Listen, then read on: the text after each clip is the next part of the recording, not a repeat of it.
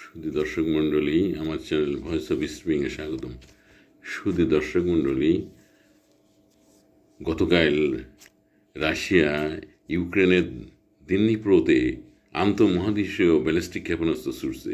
এই ক্ষেপণাস্ত্র ছোড়ার ফলে দিনিপ্রোতে ব্যাপক ক্ষয়ক্ষতি হয়েছে এবং অনেক অবকাঠামো এবং যানমালের ক্ষয়ক্ষতি হয়েছে, যেটা বিবিসি, সিএনএন, বিভিন্ন গণমাধ্যম তার পূর্ণাঙ্গ তালিকা এখনও যদিও প্রস্তুত করতে পারে না, জানা যায়নি, তবু আশঙ্কা করছে বিশ্ব মিডিয়া যে ব্যাপক ক্ষয়ক্ষতি হয়েছে।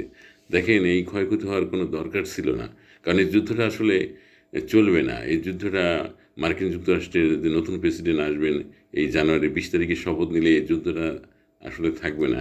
কিন্তু হঠাৎ করে এই বিদায়ী প্রেসিডেন্ট জো বাইডেন মার্কিন যুক্তরাষ্ট্রের, ওনার কি একটা মনোভাব হলো যে উনি ইউক্রেনের প্রেসিডেন্টকে বললেন যে তার দেশের ক্ষেপণাস্ত্র রাশিয়ার বিভিন্ন শহরে মারার জন্য।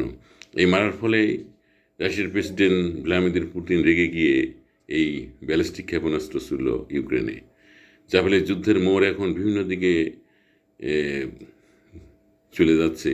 কেউ বলছে পারমাণবিক যুদ্ধ হবে, হামলা হবে, এ হবে, দুনিয়ার অনেক কিছু শোনা যাচ্ছে, কিন্তু আসলে পারমাণবিক যুদ্ধ আর হবে না। এটা একটা হুমকি শুধু, কারণ বিশ্ব দেখেছে হিরোশিমা নাগাসাকির দ্বিতীয় মহাযুদ্ধের যে বিভৎসতা, যে ভয়ঙ্কর আর্তনাদ, মানবতার যে বিভৎস রূপ এই পারমাণবিক হামলার পরে, যে কত মানুষের মৃত্যু, এবং যারা বেঁচে ছিল তারাও চিরতরে পঙ্গু হয়ে গেছিল, যার ফলে এই যুদ্ধ আর হবে না, পারমাণবিক যুদ্ধ আর হবে না। তবে এমনি যুদ্ধ হয়তো টুকটাক হইতে পারে, কিন্তু পারমাণবিক যুদ্ধ হবে না, এটা একটা ভয়। ইতিমধ্যে দেখা যাচ্ছে পারমাণবিক যুদ্ধের ফলে ইউরোপের বিভিন্ন রাষ্ট্রে বাংকার তৈরি হচ্ছে, এমন সুরক্ষিত বাংকার রাশিয়ায়, পশ্চিম ইউরোপের বিভিন্ন রাষ্ট্রে সুরক্ষিত বাংকার তৈরি হচ্ছে যাতে পারমাণবিক হামলা থেকে বাঁচার জন্য। কিন্তু আসলে পারমাণবিক যুদ্ধ হবে না, এটা একটা ভয় বা আতঙ্কই থেকে যাবে।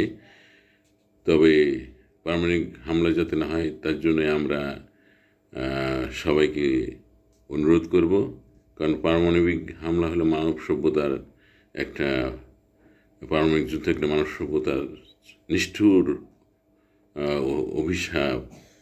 এর থেকে মানব জাতিকে রক্ষা করা খুবই কঠিন, দুরূহ কাজ। এই জন্য পারমাণবিক যুদ্ধ যাতে না হয় আমরা সবার কাছে এই আশাবাদ ব্যক্ত করি।